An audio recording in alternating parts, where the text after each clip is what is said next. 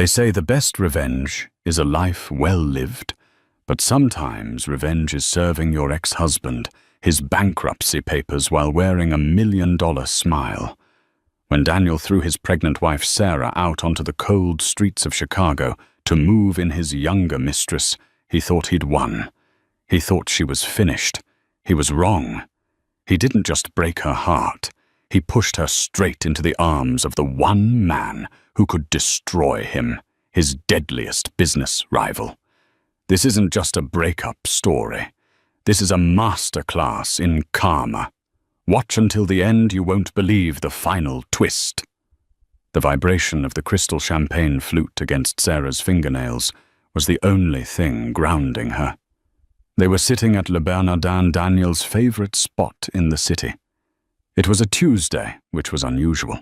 Daniel usually reserved Tuesdays for his late-night strategy meetings with the partners at Halloway & Croft, the private equity firm he had built from the ground up, or rather the firm Sarah had helped him build by sacrificing her own career in corporate law to manage his life, his image, and his home. She touched her stomach beneath the heavy velvet of the tablecloth. 14 weeks. She was going to tell him tonight. The sonogram picture was burning a hole in her clutch purse, tucked right next to the receipt for the vintage Rolex she had bought him to celebrate his recent acquisition of the Vanguard Tech merger. "You're quiet," Daniel said. He didn't look up from his phone. The blue light illuminated a face that had grown harder, colder over the last year. His jawline was sharp, his eyes distracted. "I have news," Sarah said, her voice trembling slightly. She forced a smile. "Good news, Daniel." Daniel finally placed the phone down, face up. A message flashed, "Isabella, almost done." Sarah felt a prick of ice in her chest. Isabella. She knew the name. Isabella Ricci was the 23-year-old daughter of their biggest investor, Carlo Ricci. She was an intern at the firm. Sarah had seen her at the Christmas party, stood clinging to Daniel's arm, a little too tightly, laughing a little too loudly at his dry jokes. "I have news too," Daniel said, cutting her off. He signaled the waiter for the check, despite them not having ordered food yet. "And I don't think your news is going to matter much after you hear mine." Sarah's hand froze over her stomach. "What do you mean?" Daniel sighed, a sound of pure inconvenience. "I'm buying you out, Sarah. Buying me out of the house." She was confused. "Daniel, we're married. We're partners." "Of the marriage," he corrected, his voice devoid of emotion. He reached into his inner suit jacket pocket and slid a thick manila envelope across the pristine white tablecloth. It wasn't a gift. It was a legal document. "My lawyers drafted this morning. It's a settlement offer. It's generous considering you haven't brought an income into the household in 3 years. The room seemed to tilt, the clinking of silverware around them, the low hum of expensive conversation, it all blurred into a deafening roar. "You're divorcing me," Sarah whispered. "Daniel, I'm pregnant." Silence. For a second, she expected his face to soften. She expected the shock to break through that icy facade. But Daniel just stared at her, and then slowly, a look of distaste curled his lip. "That," he said, pointing a manicured finger at her, "is exactly why I'm doing this now. I knew you'd try to trap me." "Trap you? We've been trying for 2 years." Sarah's voice rose, drawing the attention of the table next to them. "I was trying to keep you happy," Daniel hissed, leaning in. "But things have changed. Isabella and I. We have a future. A real future. Her father is handing me the keys to the Asian markets. You're just a liability, Sarah. You're approaching 35. You're tired, and frankly, you don't fit the brand I'm building anymore." He stood up, adjusting his cuffs. "The apartment is already listed. You have 48 hours to vacate. The locks will be changed on Friday. Take the settlement, Sarah. If you fight me, I'll bury you in legal fees until you're sleeping in a shelter." He threw a $100 bill on the table for the water they drank and walked away. Sarah sat there frozen. She watched him walk out of the restaurant, texting on his phone as he went. She looked down at the envelope. Petition for dissolution of marriage. She opened her clutch and touched the sonogram. She was alone. Pregnant, unemployed, and about to be homeless.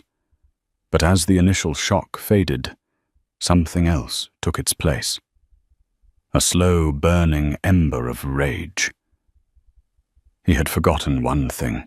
Before she was his wife, Sarah Miller was the smartest paralegal in the city. She knew where the bodies were buried, and she knew exactly who hated Daniel Croft more than anyone else in the world. 3 days later, the rain in Chicago was unforgiving. Sarah stood on the curb outside the luxury condo building she had called home for 7 years. 2 suitcases sat beside her. They were wet. The doorman, a kind older man named Henry, who had always tipped his hat to her, looked at her with pity through the glass doors, but didn't open them. He had his orders. Mr. Croft said no entry. She had no access to their joint accounts. Daniel had frozen them, claiming suspicious activity, pending the divorce proceedings. It was a dirty tactic, illegal even, but it would take weeks for a judge to correct it. Weeks she didn't have. She checked into a cheap motel on the outskirts of the city using the last of her emergency cash stash she kept in a hollowed-out book. The room smelled of stale smoke and pine cleaner. She sat on the edge of the sagging bed and opened her laptop. She wasn't going to cry. She had done enough crying in the last 48 hours. Now she needed a strategy. She typed a name into the search bar: Ethan Caldwell. Ethan Caldwell was a billionaire venture capitalist, the CEO of Caldwell Horizon. He was known as the Wolf of the Gold Coast. He was ruthless, brilliant, and notoriously private. But more importantly, 5 years ago, Daniel had screwed Ethan out of a patent deal that cost Caldwell Horizon nearly $50 million. Ethan had sworn publicly that he would see Daniel Croft ruined. Sarah looked at the screen. Ethan was hosting a charity gala tonight at the Art Institute. Tickets were $5,000 a plate. She had $40. But she didn't need a ticket. She needed 5 minutes. Sarah dug through her suitcase. She had managed to save one gown, a deep emerald silk dress that she had bought for a gala Daniel never took her to. It was elegant, timeless, and luckily it still fit her early pregnancy frame perfectly. She spent an hour doing her hair and makeup, channeling every ounce of armor she had left. She didn't look like a rejected wife. She looked like a queen in exile. Getting into the gala was easier than expected. She knew the catering company Elite Tastes. She used to hire them for Daniel's parties. She slipped through the service entrance, grabbed a tray of champagne flutes to blend in, and then ditched the tray behind a curtain near the ballroom. The room was glittering with old money. Chandeliers, diamonds, the smell of expensive perfume. And there, in the center of the room, was Ethan Caldwell. He was taller than Daniel Broader. He wasn't wearing a tuxedo. He was wearing a sharp, black, bespoke suit with no tie, the top button of his white shirt undone. He looked bored. He looked dangerous. Sarah took a breath, placed a hand on her stomach for courage, and walked straight toward him. Security stepped forward, but Ethan saw her. His eyes narrowed. He recognized her, not as Sarah, but as Daniel's wife. He waved the security off with a flick of his hand. "Mrs. Croft," Ethan said, his voice deep and gravelly. He didn't smile. To what do I owe the pleasure? Did Daniel send you to spy on me? Or perhaps he wants to offer me another fraudulent contract? I'm not Mrs. Croft anymore. Sarah said, her voice steady, despite her heart hammering against her ribs. And Daniel doesn't know I'm here. In fact, if he knew I was talking to you, he'd probably have a stroke. Ethan took a sip of his scotch, his interest piqued. Go on. Daniel served me divorce papers 3 days ago at Le Bernardin, she said bluntly. He's leaving me for Isabella Ricci to secure the Asian market deal with her father. He froze my accounts. He kicked me out. And... She hesitated, then lifted her chin. He left me while I'm carrying his child. Ethan's expression didn't change, but his eyes darkened.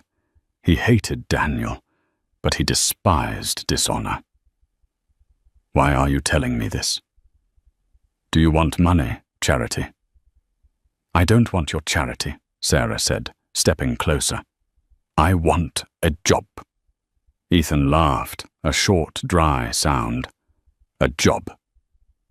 My company eats people alive, Sarah. You're a housewife.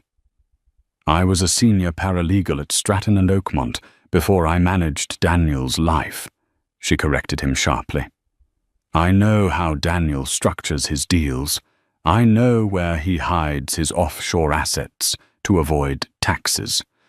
I know that the Vanguard merger he just celebrated is built on a shaky IP claim that you could dismantle in a week if you had the right paperwork. The room seemed to go quiet around them. Ethan set his glass down on a passing waiter's tray. He looked at her with new eyes. He saw the desperation, yes, but he also saw the steel. You have the paperwork? Ethan asked softly. I made copies of everything before I left the house. Sarah lied. She didn't have them yet, but she knew the passwords to get them. I can give you the Vanguard deal. I can give you Daniel on a silver platter. But I have conditions. Ethan crossed his arms. I'm listening. I need a place to live, secure, where he can't find me. I need medical care for the baby. And I need a position at Caldwell Horizon, not as a secretary, as a consultant. Ethan studied her for a long, agonizing minute. Then the corner of his mouth twitched upward. You're asking for a lot for a woman who just broke into a gala. I'm asking for a fair price for the destruction of your greatest enemy, she countered. Ethan extended his hand. It was warm, large, and calloused. Deal. My driver is outside. We'll go to my office and discuss the details. And Sarah. Yes. If you're lying to me, Daniel will be the least of your worries. I'm not lying, she whispered, shaking his hand. I have nothing left to lose. As they walked out of the ballroom together, a photographer for the Chicago Tribune snapped a photo. The flash blinded them for a second. The next morning, that photo would be on every gossip blog in the city. The headline wouldn't be about the charity. It would read, "The King's rival takes the Queen." Daniel was going to see it, and the war was just beginning. The penthouse at the top of the St. Regis Chicago was a far cry from the cramped motel room Sarah had woken up in just 24 hours prior. It was sleek, modern, and terrifyingly quiet. Ethan had given her the keys to his guest suite, a sprawling apartment in its own right, and told her to rest. But sleep was a luxury she couldn't afford. By 6:00 a.m., Sarah was awake. She wasn't wearing silk pajamas. She was wearing one of Ethan's oversized dress shirts she'd found in the laundry closet, because her own clothes were still damp from the rain. She sat at the marble kitchen island, her laptop open, cross-referencing files she had accessed from the cloud. When Ethan walked in at 6:30 a.m., fresh from a run. He stopped dead in his tracks. He was expecting a weeping woman. He found a war general. "You're up," he said, grabbing a bottle of water from the fridge. He was shirtless, sweat glistening on his chest. Sarah forced herself not to look. "I found the leak in the Vanguard deal," she said, not looking up from her screen. Daniel didn't just overlook the IP claim. He buried it. He paid off a junior developer at Vanguard, a guy named Thomas Klein, to sign a non-disclosure agreement that effectively silences his claim to the core algorithm. But the NDA is flimsy. It's based on Delaware law, but Klein lives in California. California labor codes void non-competes like this. Ethan walked over, leaning over her shoulder to look at the screen. He smelled of rain and expensive cedarwood soap. "If we expose this, the merger halts," Sarah finished. "The SEC investigates Holloway and Croft for due diligence negligence, and the Ricci family gets spooked." Ethan looked at her, truly looked at her for the first time. "You're terrifying, Sarah." "I'm motivated," she corrected. By noon, the photo from the gala had gone viral. The Chicago Tribune, page 6, even Business Insider had picked it up. The headline on TMZ was brutal. "Billionaire swap Daniel Croft's wife moved in with rival Ethan Caldwell 24 hours after split." Daniel's reaction was swift and predictable. At 2:20 p.m., Sarah's phone, which she had finally turned back on, exploded with notifications. Daniel hadn't called her. He had called his publicist. A press release had been issued from Holloway and Croft. "Mr. Croft is deeply saddened by his wife's sudden departure. While he wishes to keep private matters private, he is concerned for her mental state. Mrs. Croft has a history of instability and has recently been struggling with substance abuse issues. We ask for privacy as we navigate this difficult time." "Substance abuse," Sarah read the statement aloud, her hands shaking. "I'm pregnant. I haven't touched a glass of wine in 3 months." Ethan was pacing the living room on the phone with his legal team. He hung up and turned to her. "He's trying to discredit you before you can leak the Vanguard info. If you speak out now, he'll paint you as a bitter, intoxicated ex-wife. No one will believe the evidence." "So what do I do?" Sarah felt the tears pricking her eyes. "Hide? No." Ethan said, his voice low and dangerous. "We don't hide. We elevate. Tonight is the grand opening of the Caldwell Foundation Pediatric Wing at Northwestern Memorial Hospital. You're coming with me." "Ethan, I can't. Everyone thinks I'm a drug addict now."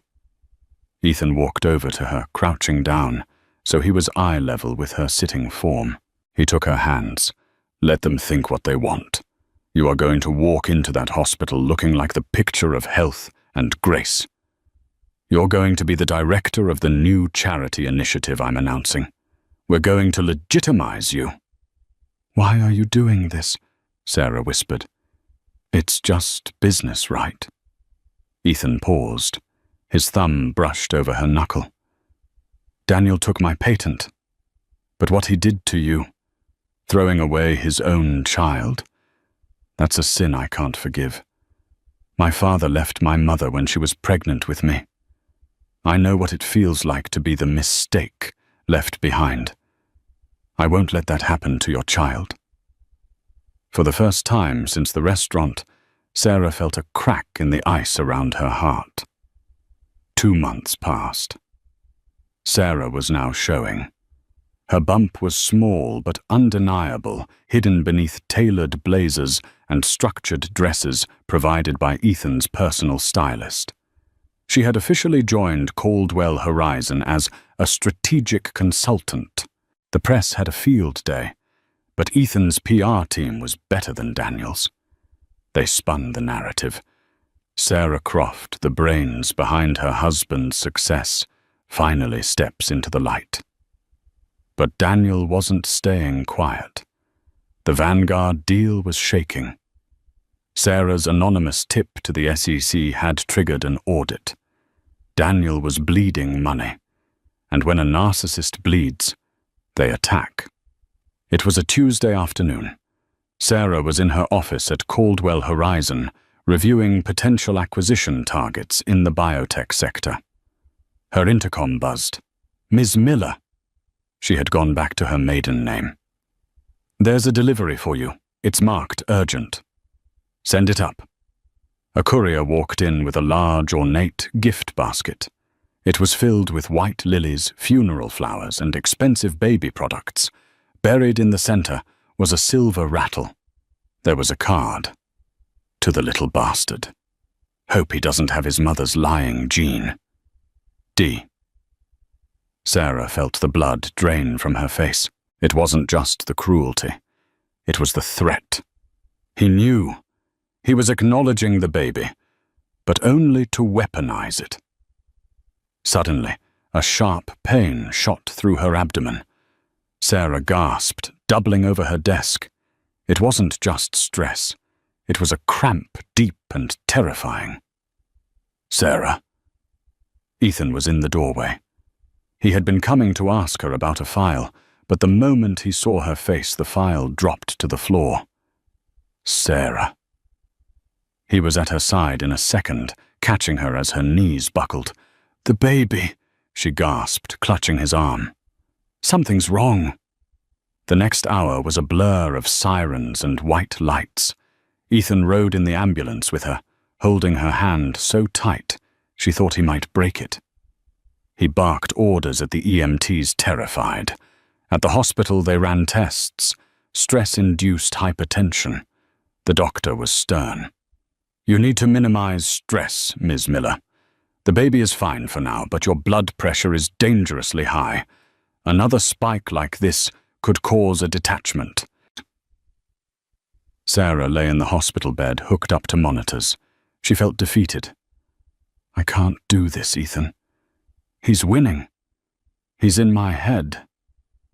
Ethan sat in the uncomfortable plastic chair next to her bed. He looked exhausted. He hadn't left her side. "He sent the basket," Ethan said. It wasn't a question. He had seen it on her desk. "He called the baby a bastard," Sarah whispered. Ethan stood up. The air in the room seemed to drop 10 degrees. "He won't ever get near you again. I'm doubling security. And Sarah, yes, I'm not just going to ruin his business anymore. I'm going to take his legacy." "How?" "The Ricci family," Ethan said. "Carlo Ricci is old school. He values family above all else. He thinks Daniel left you because you were unstable and refused to have children. That's the lie Daniel told him to secure Isabella's hand." Sarah's eyes widened. "He told Ricci I didn't want kids." "Yes. And if Ricci finds out that Daniel abandoned a pregnant wife for his daughter, the deal isn't just dead. Daniel is dead in this town." "We need proof," Sarah said, sitting up slightly. "He'll deny the baby is his. He'll demand a paternity test, and he'll rig it." "Then we beat him to it," Ethan said. "Next week is the Ricci Gala. It's their family's biggest event.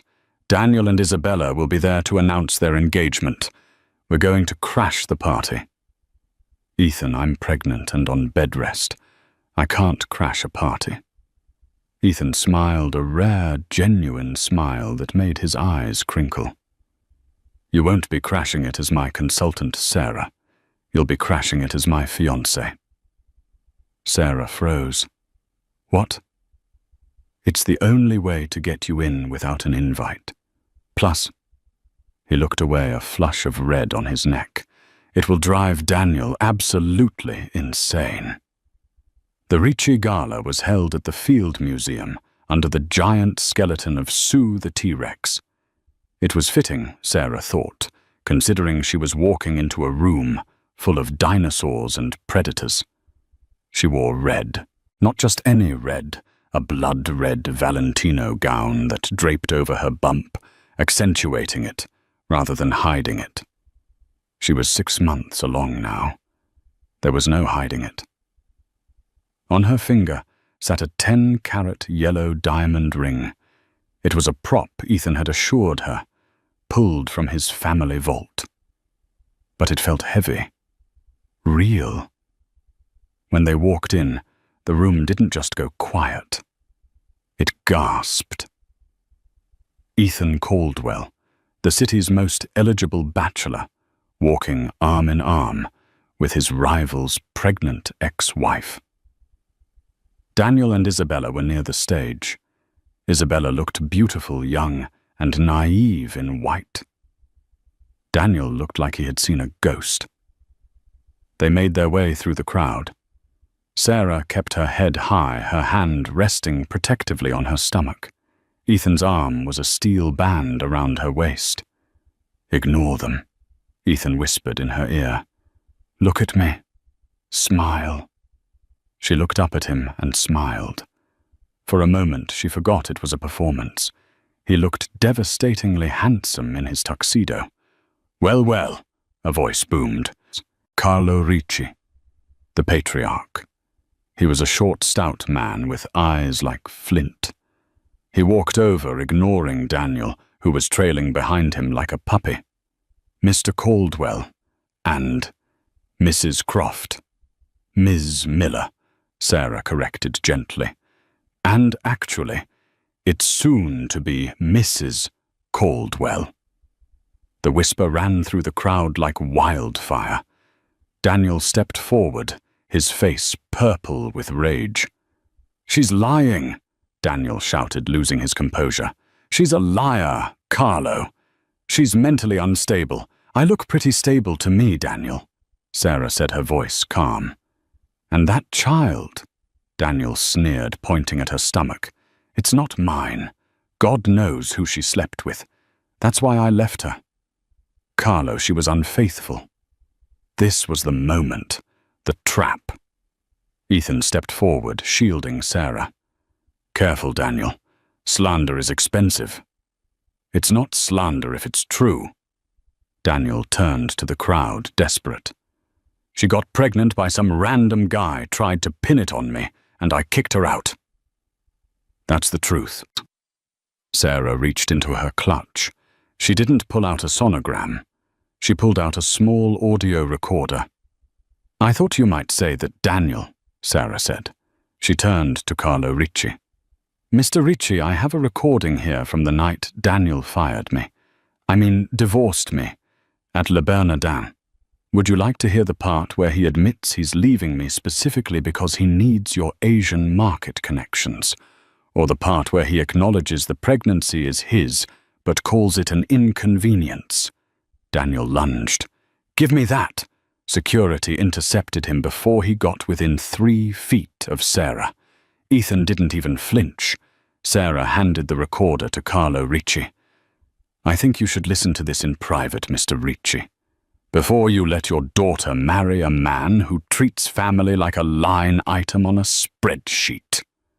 Isabella was crying now, mascara running down her face. She looked at Daniel. "You told me she was barren. You told me she cheated." "She did," Daniel screamed. "It's a fake recording, AI. It's all fake." But the doubt was there. Carlo Ricci looked at the recorder, then at Daniel. The disgust on the older man's face was absolute. "Get him out of here," Carlo said to his security, gesturing to Daniel. "You can't do this." "We have a contract," Daniel yelled as he was dragged away, kicking and screaming like a child. Sarah let out a breath she felt she had been holding for months. Her knees went weak. Ethan caught her instantly. "You did it," he whispered into her hair. "We did it," she replied. But as the adrenaline faded, Sarah looked around the room. People were staring, not with pity but with awe. And something else. She looked at Ethan. He wasn't looking at the crowd. He was looking at her, and the look in his eyes terrified her more than Daniel ever had. It wasn't acting anymore. "Let's go home," Ethan said softly. "To our home."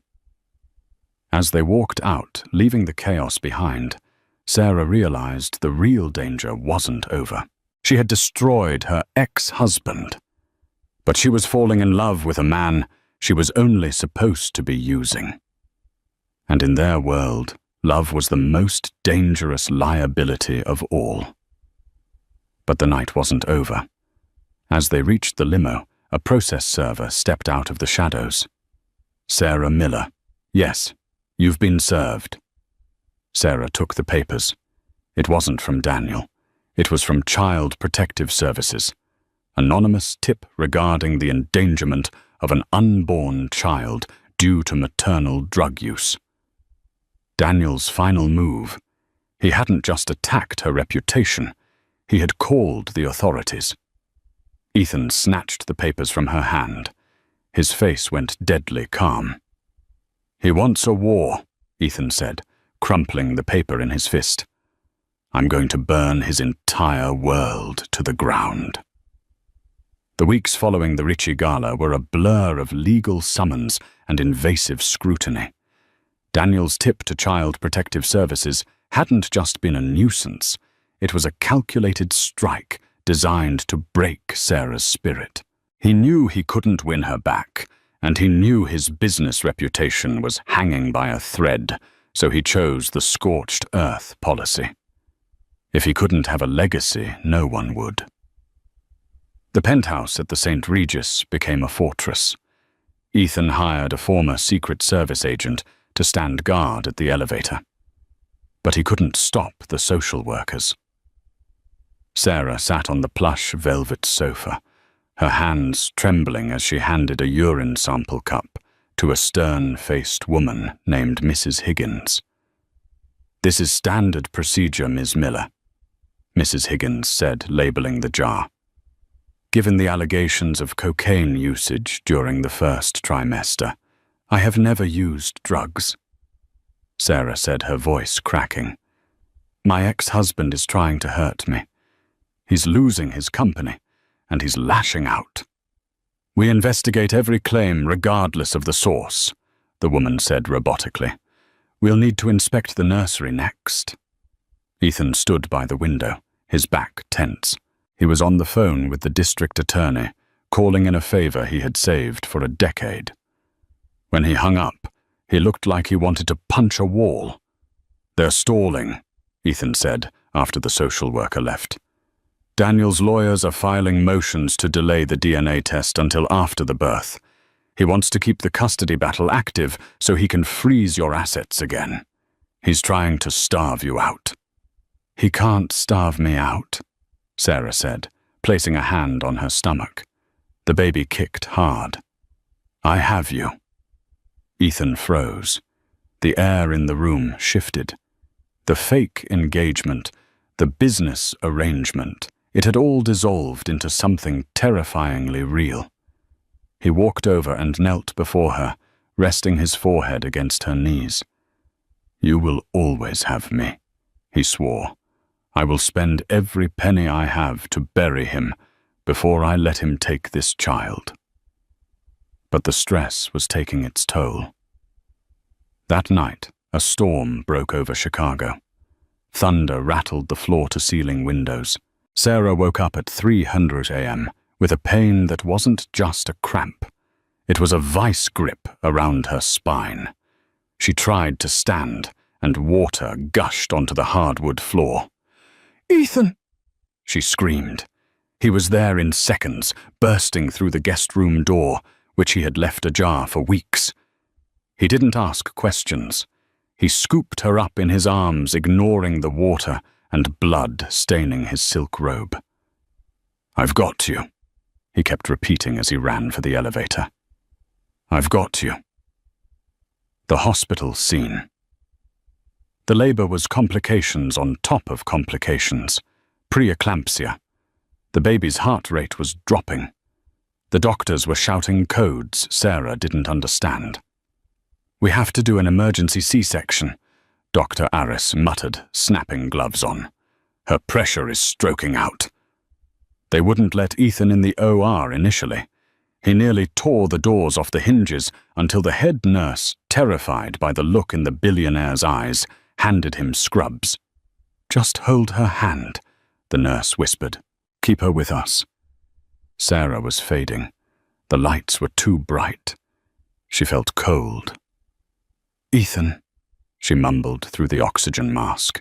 If I don't you dare," Ethan growled, gripping her hand so hard his knuckles turned white, tears streaming down his face. "You don't get to leave me. Not now. We haven't even had our first date." A shrill cry cut through the chaos. It was a boy. Small, premature, but screaming with the lungs of a fighter. "He's here," Ethan sobbed, kissing Sarah's forehead. "He's here, Sarah. Look." But Sarah's eyes were closed. The monitors were beeping frantically. She was hemorrhaging. For 3 days, Sarah was in the ICU. Ethan didn't sleep. He didn't eat. He sat by her bed, holding the tiny baby boy against his chest, skin to skin. Just like the nurses told him to. He named the boy Leo because he had the heart of a lion to survive the chaos of his conception. On the 4th day, Sarah woke up. And on the 5th day, a visitor arrived. It wasn't Daniel. It was Isabella Ricci. Isabella looked 10 years older than she had at the gala. She wasn't wearing designer clothes. She was wearing jeans and a hoodie. She looked over her shoulder as she entered the private hospital room. "I can't stay long," Isabella whispered. "Daniel thinks I'm at the gym." "Get out," Ethan said, his voice low. "Wait," Sarah rasped from the bed. "Let her speak." Isabella reached into her bag and pulled out a flash drive. She placed it on the bed table. "My father called off the wedding," Isabella said, her voice shaking. "But Daniel, he won't let go. He's blackmailed my dad. He has dirt on the Ricci family business tax evasion stuff from the 90s. He's forcing my dad to keep funding him." She looked at the baby in Ethan's arms and teared up. "I found this in Daniel's safe." Isabella pointed to the drive. "It's not just the Vanguard deal. It's everything. He's been laundering money for a cartel in Miami to cover his losses. That's why he was so desperate for the Asian market merger. He needed clean cash to pay them back." Isabella looked at Sarah. "He told me you were a monster. But I see who the monster is now. If you give this to the FBI, he goes away for life. And my father will go down too. But I don't care anymore. I just want to be free." Sarah looked at the young woman. She saw herself from a year ago, trapped, manipulated, scared. "Thank you," Sarah whispered. Isabella nodded, pulled her hood up, and vanished. The showdown. 2 weeks later, the final custody hearing was scheduled. Daniel walked into the courtroom looking smug. He had high-priced lawyers flanking him. He didn't know about the flash drive. He thought he was there to claim his son and force a settlement. "Your Honor," Daniel's lawyer began, "Mr. Croft demands immediate genetic testing and full custody. He believes the mother is unfit and living with a man who has a vendetta against him." The judge looked at Sarah's lawyer. "Counsel." Ethan stood up. He wasn't Sarah's lawyer, but he was allowed to speak as a witness. "Your Honor," Ethan said, buttoning his jacket, "we have no objection to a DNA test. In fact, we welcome it. However, custody might be difficult for Mr. Croft to manage from a federal penitentiary." Daniel laughed. "Excuse me." The doors to the back of the courtroom swung open. 4 federal agents in windbreakers walked in. "Daniel Croft," the lead agent announced, "you are under arrest for money laundering, wire fraud, and conspiracy to commit racketeering." Daniel stood up. his face draining of color. "What?" "This is a mistake. You can't do this here." "We have the logs, Daniel," Ethan said calmly from across the aisle. "We have the Miami transfers. It's over." As the agents handcuffed Daniel, he thrashed, looking wildly at Sarah. "Sarah. Sarah. Tell them I'm the father of your child. You need me." Sarah stood up slowly, leaning on Ethan for support. She looked at the man she had wasted 10 years on. "You're right, Daniel," she said, her voice ringing clear in the silent courtroom. "You are the father, but you will never be his dad." They dragged him out, screaming. The immediate aftermath. The day Daniel Croft was dragged out of the federal courthouse in handcuffs marked the end of an era in Chicago's financial district. But for Sarah, it was the first breath of fresh air she had taken in nearly a year. The footage of his arrest was everywhere. It played on loop on the screens in Times Square. It was the lead story on CNN. The fall of the Titan, they called it. But for Sarah, watching from the safety of Ethan's penthouse, it didn't look like a Titan falling. It looked like a scared, small man finally facing the consequences of a lifetime of selfishness. The weeks that followed were a chaotic storm of asset seizures and legal proceedings. The government froze everything Daniel owned, the accounts, the cars, the house in the Hamptons, even the engagement ring he had bought for Isabella. Because the Ritchie family had turned state's witness to save their own skins, the case against Daniel was ironclad. He wasn't just facing fines. He was looking at 15 to 20 years for RICO violations. Sarah sat in the conference room of Caldwell Horizon, signing the final custody papers. With Daniel incarcerated and awaiting trial without bail, full legal and physical custody of baby Leo was granted to her by default. "It's done," her lawyer said, closing the thick binder. "He has no rights, no visitation. He is for all intents and purposes a stranger to your son." Sarah looked down at Leo, who was sleeping soundly in his carrier on the table. He was 3 months old now, his cheeks round and pink. He looked nothing like the man rotting in a cell. He looked like hope. "Thank you," Sarah whispered. Ethan was waiting for her outside the office. He didn't ask how it went. He simply took the carrier in one hand and offered her his other arm. "Ready to go home?" he asked. "Not yet," Sarah said, a newfound strength in her voice. "I want to go to the old apartment." Ethan raised an eyebrow, but nodded. "Driver, take us to the Lakeshore Drive condo." When they arrived, the building was taped off by federal agents seizing assets, but Sarah's name was still on the deed, and the seizure didn't apply to her personal effects. She walked into the home she had been thrown out of the place, where she had spent years building a life for a man who didn't love her. It felt cold, empty. It smelled of stale air and Daniel's expensive cologne, a scent that used to make her feel safe, but now just made her nauseous. She walked to the master bedroom. The closet was half empty. Daniel had taken his suits, but left her things. She found the box of photos from their wedding. She didn't cry. She simply dumped the box into the trash chute in the hallway. Then she walked to the safe in the wall. She knew the combination. Daniel was too arrogant to change it, assuming she'd never get back in. Inside, she found what she was looking for, her grandmother's pearl necklace. He had hidden it from her during the divorce, claiming it was lost. She clasped it around her neck.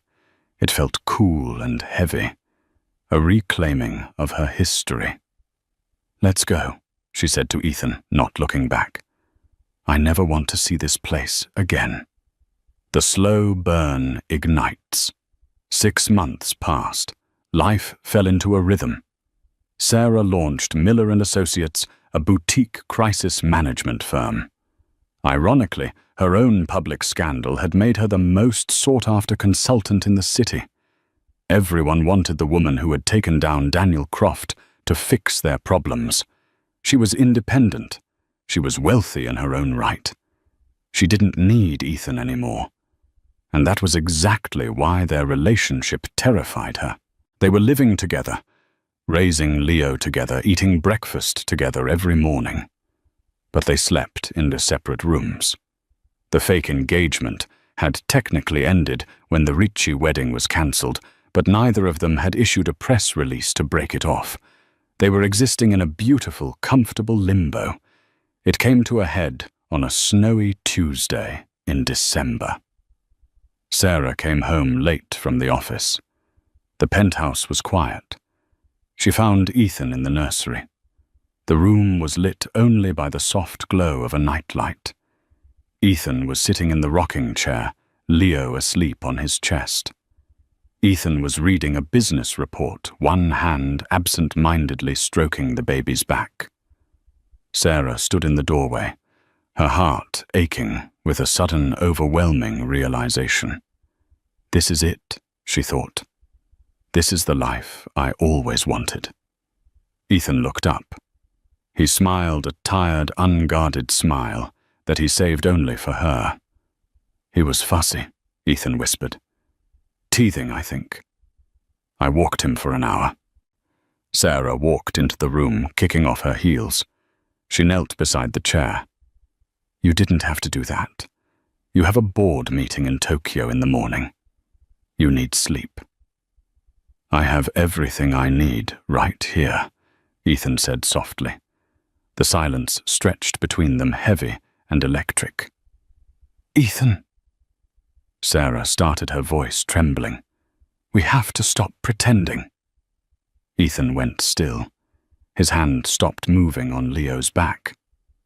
Stop pretending what? That this is a business arrangement. That you're just helping me out of pity. That we're roommates. Ethan carefully stood up and placed the sleeping Leo into his crib. He tucked the blanket around the boy with the precision of a surgeon. Then he turned to Sarah. I haven't been pretending for a long time, Sarah, he said, his voice low and rough. I haven't been pretending since the moment you walked up to me at that gala in the green dress. I was terrified you were only with me for revenge. I didn't want to push you. I'm not here for revenge anymore, Sarah said, stepping closer to him.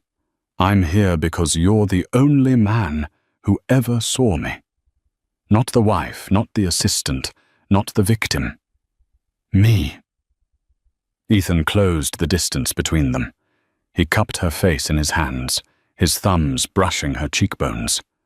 I don't just see you, Sarah. I breathe you. You and that boy. You're my entire world. If you leave, I have nothing. I'm not going anywhere, she whispered. He kissed her then. It wasn't a show for the cameras. It wasn't a strategic move. It was slow, deep, and full of a promise that terrified and thrilled her. It was the kiss of a man claiming his home. The proposal, 2 years later. The Caldwell Foundation was hosting its annual summer gala, but this time it was on a private yacht cruising Lake Michigan. The city skyline glittered in the background, a testament to the empire Ethan and Sarah now ruled together. Sarah was wearing gold this time. She looked like a trophy, but everyone in the room knew she was the one who polished the gold. She was laughing with a senator when the music stopped. Ethan took the microphone on the small stage. I have a speech prepared, Ethan said, looking out at the crowd. Usually I talk about quarterly earnings or charity goals, but tonight I want to talk about ROI, return on investment. The crowd chuckled. 3 years ago, I made the best investment of my life. Ethan continued, his eyes locking onto Sarah's. I invested in a woman who had lost everything, and in return she gave me a family. She gave me a son, Leo, who is currently trying to steal shrimp from the buffet. Laughter rippled through the crowd as everyone looked at 3-year-old Leo, who was indeed holding a shrimp. "Sarah," Ethan said, stepping off the stage and walking through the parted crowd toward her. "You taught me that love isn't a transaction, it's a leap of faith." He stopped in front of her. He didn't pull out a ring box. He pulled out a simple folded piece of paper. "This," he said, handing it to her, "is the adoption paperwork for Leo. I signed it this morning. Regardless of what you say next, I am his father, legally and forever. No one can ever take him from us." Tears sprang to Sarah's eyes. This meant more than diamonds. This was safety. This was permanence. "But," Ethan smiled, dropping to one knee, "I would really like to be his father and your husband." He pulled a ring from his pocket. It wasn't the yellow diamond prop from the Ricci Gala. It was a vintage sapphire, dark and mysterious, surrounded by diamonds. "Sarah Miller, will you make me the luckiest man in Chicago?" "Yes," she choked out. "Yes, 1,000 times." The cheers from the boat could be heard from the shore. The ghost in the machine. While Sarah was planning her wedding, Daniel Croft was learning a new kind of routine. Otisville Federal Prison wasn't the worst prison in the country, but for a man like Daniel, it was hell. He wasn't physically abused. He was simply ignored. He was inmate 78402. He worked in the laundry detail. His hands, once manicured and soft, were chapped and raw from harsh detergents. He had no visitors. Isabella had moved to Italy and changed her name. His former business partners had all disavowed him. His parents, embarrassed by the shame he brought on the family name, had moved to Florida and stopped taking his collect calls. But the worst torture wasn't the isolation. It was the television in the common room. Every night, the other inmates watched the news, and every few months, he would see them. He saw Sarah on the cover of Forbes titled "The Phoenix of Finance." He saw Ethan and Sarah at the Met Gala. He saw paparazzi photos of them walking in the park with a dark-haired little boy who looked exactly like Daniel used to, but with a smile Daniel never had. The other inmates mocked him. "Hey, Croft, isn't that your wife? Looks like she upgraded, man." Daniel would sit there staring at the grainy screen, feeling a hollowness in his chest that no amount of screaming could fill. He had traded a diamond for a rock, and the rock had crushed him. He started writing letters. At first they were angry, then begging, then apologizing. He wrote hundreds of pages. He poured his soul out, claiming he had changed, claiming he loved her, claiming he wanted to know his son. He sent them all to the only address he remembered. The fire and the ash. It was Leo's 5th birthday. The party was winding down. The sun was setting over the vast lawn of the Caldwell estate in the Hamptons. Sarah sat by the fire pit, the warmth of the flames combating the cool ocean breeze.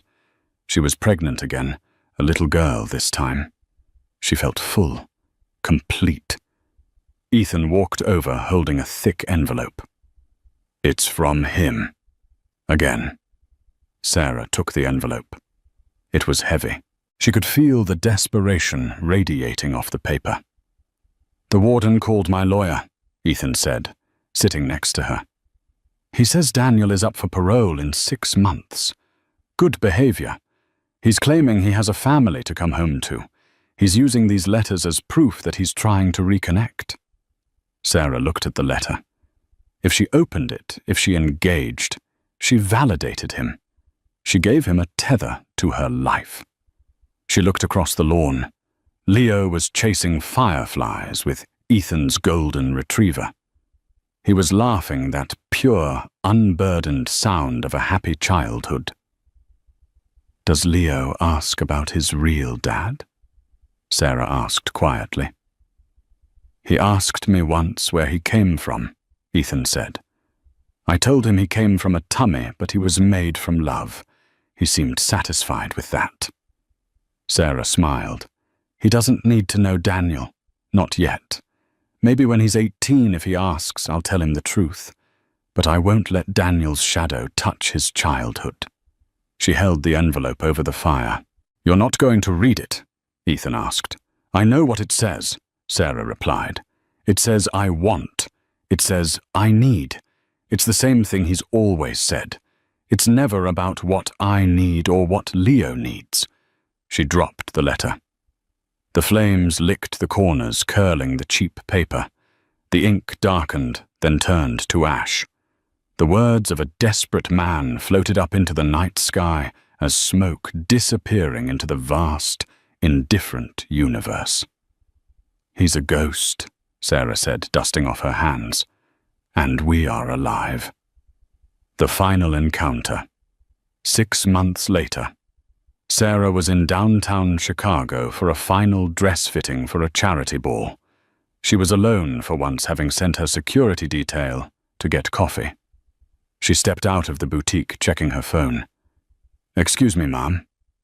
The voice was raspy, broken. Sarah looked up. A man stood there. He was wearing a janitor's uniform from a local halfway house. He was thin, his hair thinning and grey. His skin was sallow. It took her a full 5 seconds to recognize him. Daniel. He had been released early on parole, but stripped of his licenses, his money, and his reputation. This was the only job he could get, sweeping the streets in front of the skyscrapers he used to own. He stared at her, his eyes wide. He took in the glow of her skin, the heavy diamond on her finger, the sheer power radiating from her stance. "Sarah," he croaked. He took a step forward, a flicker of the old arrogance trying to ignite. "Sarah, it's me. I wrote to you." Sarah didn't flinch. She didn't step back. She simply looked at him. In her mind, she replayed the moment at Le Bernardin. The cruelty, the eviction, the text to Isabella.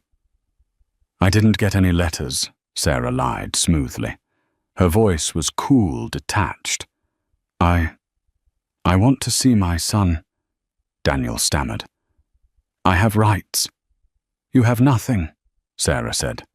Her voice wasn't loud, but it had the weight of a judge's gavel. "You signed away your rights the day you threw his pregnant mother onto the street. You are a convicted felon. You are a stranger.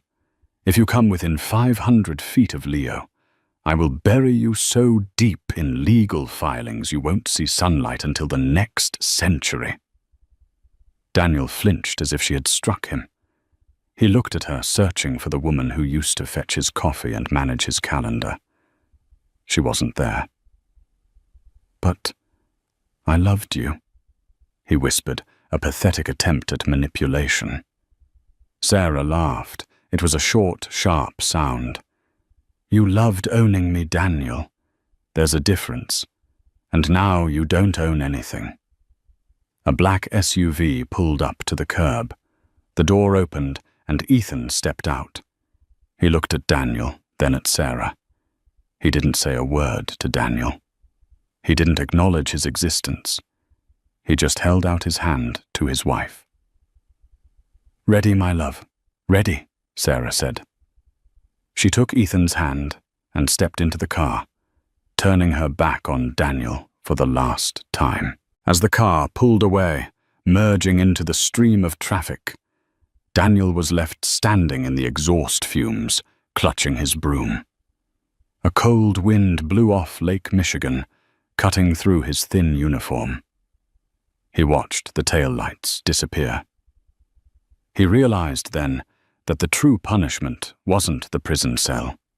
It was this. Being free and realizing that the world had moved on without him leaving him behind, like dust in the wind. He looked down at the sidewalk, sighed, and kept sweeping.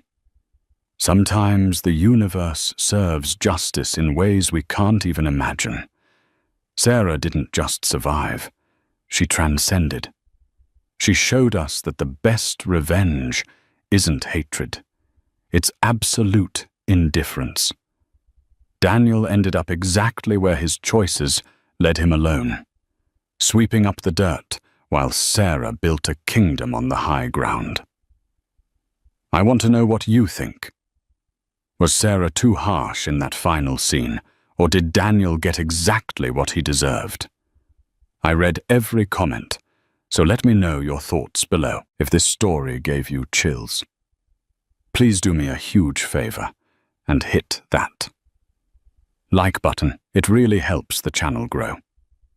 Share this video with someone who needs a reminder of their own worth, and don't forget to subscribe and turn on notifications so you never miss the next drama. Until next time, stay strong and keep writing your own story.